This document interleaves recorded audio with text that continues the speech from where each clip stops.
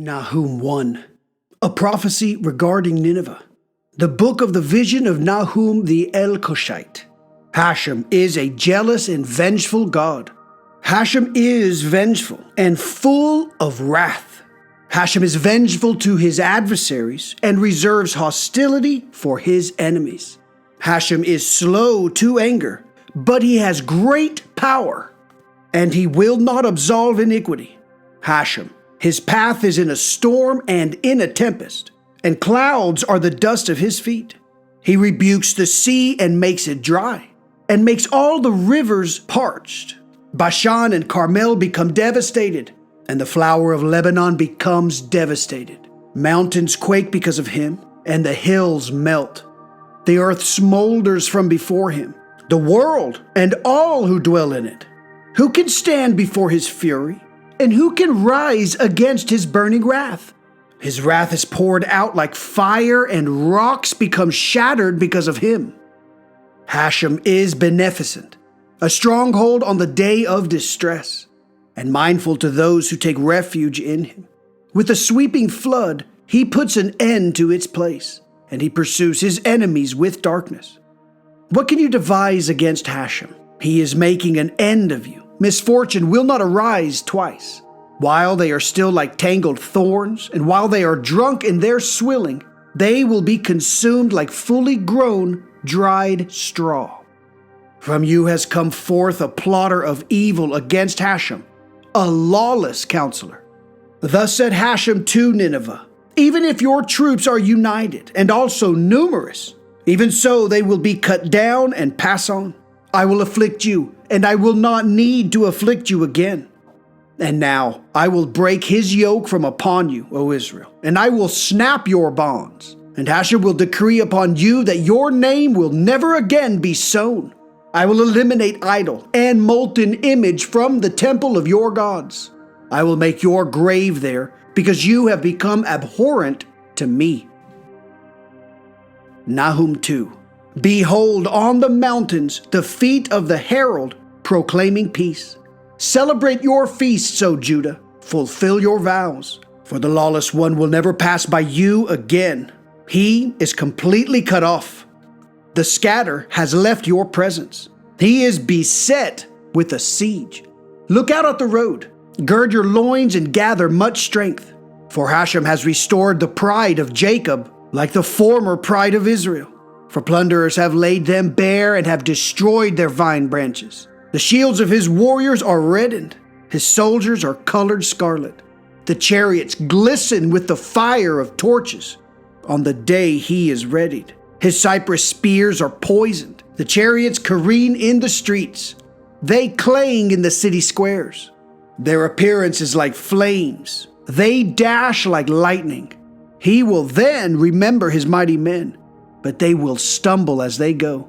They will hasten to defend its wall, but the covering will have been set up. The gates of the rivers have been opened, and the palace is melting. The queen has been exposed and carried off into captivity. Her handmaids moan like the sound of doves beating upon their hearts. Nineveh had been like a pool of still water from her earliest days, but now they flee. Halt! Halt! But no one pays attention. Plunder silver, plunder gold. The amount is limitless. Sweep it clean of every precious vessel. She is emptied and breached, with melted heart, buckled knees, pain in all the loins, and faces there. And all their faces have gathered blackness. Where is the lion's den, which was the feeding place of the young lions? Where the lion, the awesome lion, and the lion whelp would go, with none to make them afraid. The lion would tear prey to provide for his cubs, choking prey for his lionesses. He would fill up his lairs with prey and his dens with torn carcasses. Behold, I am against you, the word of Hashem, master of legions. I will burn your chariots in smoke, and the sword will devour your cubs. I will eliminate your prey from the earth, and the voice of your messengers will be heard no more. Nahum 3. Woe to the city of blood! It is all deceit, full of robbery. Prey departs not from it. The sound of the whip and the sound of the rattling wheel. Galloping horse and bounding chariot. The horseman raises flashing sword and glittering spear. Numerous slain and heaps of corpses. There is no end to the bodies, and they stumble over their bodies. All this because of the many harlotries of the harlot, rich in grace, practitioner of witchcraft, who sells nations through her harlotries and families through her witchcraft. Behold, I am against you, the word of Hashem, master of legions. And I will pull up your skirts over your face, and I will show the nations your nakedness, and the kingdoms your shame. I will cast repulsive things upon you and make you disgusting. I will make you like dung, and it will be that all who see you will move away from you and say, Nineveh has been ravaged. Who will bemoan her? From where can I seek comforters for you? Are you better than Noaman, which sits by the rivers, with water surrounding it, whose rampart was the sea, and whose wall of the sea? Powerful Cush and endless Egypt, Put and Lubim were your helpers. Yet each of them too went into exile in captivity. Its babies were also smashed at the head of every street. They cast lots over her noblemen, and all her great men were bound in chains. You too will become drunk. You will become unknown. You will also seek refuge from the enemy. All your fortresses will be like fig trees with newly ripened fruit when they are shaken. They fall into the mouth of the eater.